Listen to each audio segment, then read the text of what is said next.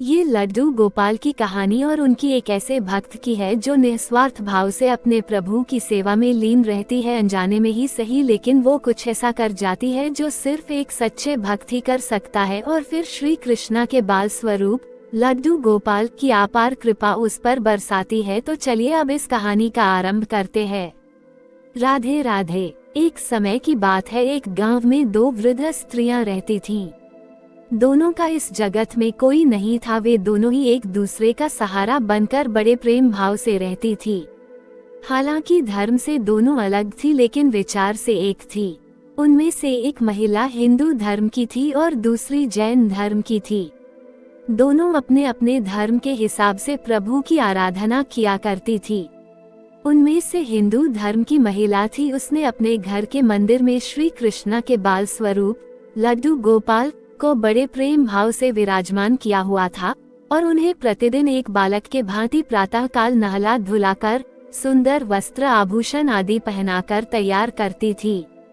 वो उन्हें एक बालक के समान ही मानती थी, इसीलिए कहीं भी बाहर जाती उनके लिए फल खिलौने आदि चीजें लेकर आती थी और प्रेम पूर्वक उनको भोग लगाती थी।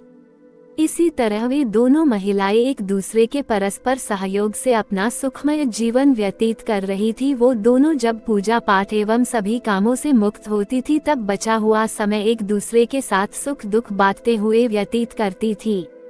तीर्थयात्रा जाने का अवसर। कुछ समय बीतने के बाद श्रावण मास में हिंदू महिला को तीर्थ यात्रा पर जाने का अवसर मिला। तब उसने अपनी अतिप्रिय उस जैन धर्म की महिला से भी चलने के लिए कहा। चूंकि वृद्धावस्था अधिक होने कारण वह चलने फिरने में थोड़ी असमर्थ थी, इसीलिए उसने जाने से माना कर दिया और कहा कि मुझे चलने फिरने में परेशानी होगी, इसी कारण तुम्हें भी तीर्थ यात्रा में विघ्न रहेगा। तब वो हिंदू महिला उदास मन से तीर्थ यात्रा पर अकेले ही जाने के लिए तैयार हो गई और जाते वक्त उसने उस जैन महिला से कहा, सखी मैं 1 माह के लिए तीर्थ यात्रा पर जा रही हूँ, मेरे आराध्य श्री कृष्णा बाल स्वरूप लड्डू गोपाल का ध्यान रखना, उन्हें बिल्कुल एक बालक की तरह स्नेह देना, प्रतिदिन स्नान आदि कराकर सुंदर वस्त्र आभूषण पहनाकर भोग लगाना।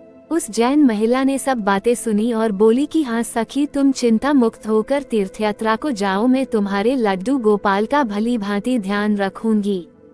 इतनी सब बातें बताकर वह महिला तीर्थयात्रा को निकल गई और जैन महिला ने सारा कार्यभार अपने सानिध्य में लिया और बड़े उत्साह और उमंग के साथ सुबह उठकर खुद नित्य कर्म से निवृत्त होकर लड्डू गोपाल के स्नान की तैयारी में लग गई। उसके बाद जब वो उन्हें लड्डू गोपाल को नहलाने लगी तो वह उस महिला की नज़र लड्डू गोपाल के पांव की तरफ पड़ी तो वह दंग रह गई, क्योंकि उनके पैर मुड़े हुए थे। उसे लगा कि उसकी वजह से उनके पांव टेढ़े हो गए हैं। इसका मुख्य कारण ये था कि उस महिला ने जब भी उन्हें लड्डू गोपाल को देखा था, वस्त्रों एवं आभूषणों से सुसज्जित देखा था, वो इस बात से अनभिज्ञ थी कि लड्डू गोपाल घुटनों के बल पर बैठे हुए थे, उनका बाल स्वरूप ऐसा ही है। वह बहुत परेशान हो गई और सोचने लगी कि मैं अपनी सखी से क्या कहूँगी। उसने इतने विश्वास के साथ मुझे ये जिम्मेदारी दी थी और मैंने लड्डू गोपाल की देखभाल सही से नहीं की। ये सब सोचकर वह चिंतन में बैठी ही थी कि उसे याद आया कि उसकी सखी ने कहा था कि लड्डू गोपाल सिर्फ एक प्रतिमा नहीं बल्कि जीवित होते हैं। बस फिर क्या था, उसने निश्चय किया कि दिन प्रतिदिन उनके पैरों की मालिश करेगी और वह दिन में कई बार ऐसा ही करने लगी। और जैसा कि श्री कृष्णा का स्वभाव है, वो है ही इतने कृपालु दयानिधान। उस वृद्ध महिला की इस नादान भक्ति से वशीभूत होकर उन्होंने उस पर अपनी अपार कृपा लुटा दी और एक दिन वह महिला रोज की भांति प्रातःकाल उठकर लड्डू गोपाल को नहलाने का प्रबंध कर ही रही थी कि उसकी नजर उनके पैरों पर पड़ी। उसे देखा कि उनके लड्डू गोपाल पैर ठीक हो गए और यह सब देखकर वह वृद्ध महिला खुशी से फूली न समाई और ये सारा वृतांत सुनने के लिए अपनी सखी का बेसब्री से इंतजार करने लगी।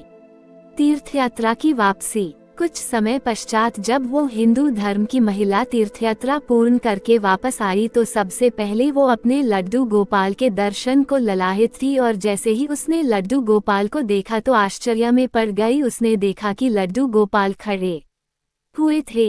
उसने सोचा कि शायद ये उसके लड्डू गोपाल नहीं है और अपनी सखी के पास जाकर ये सब पूछा। तब उस जैन धर्म की महिला ने सारा वृतांत उसे सुनाया।